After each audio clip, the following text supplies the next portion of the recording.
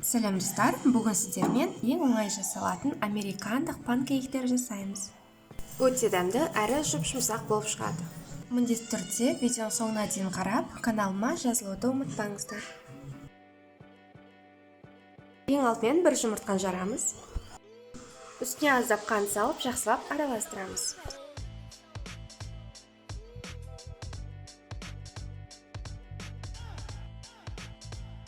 Және сары май құямыз. Оны алдын ала микроволновкада ерітіп алу қажет. 1 стакан жылы сүт құямыз.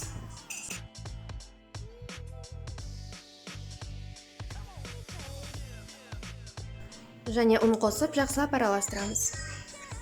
Ұнды алдын ала електен өткізіп аламыз. Және 1 қасық қопсытқыш қосуды ұмытпаймыз. Біздің қамырымыз дайын болды. Дәл осындай консистенция шығуы қажет. Енді дайын қамырымызды табаға құямыз. Табаны қыздырып аламыз. Және көріп тұрғандарыңыздай, таба құрғақ болу қажет. Ешқандай да май қоспаймыз. Қамырдың үстінде осындай көпіршіген тесіктер пайда болған кезде аударамыз. Жалпы панкейктерді орташа отта пісіру қажет. Осылай 3 қасықтан құйып отырамыз.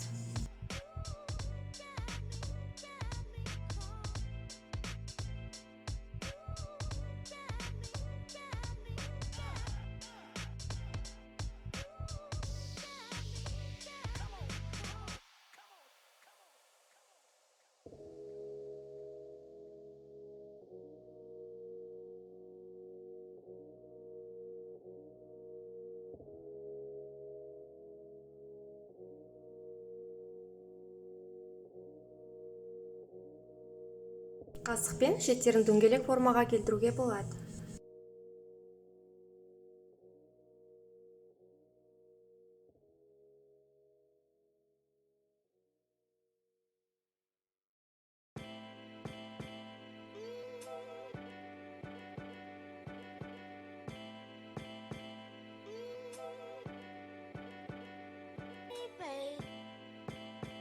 Осылайша барлық панкейктерімізді пісіріп аламыз.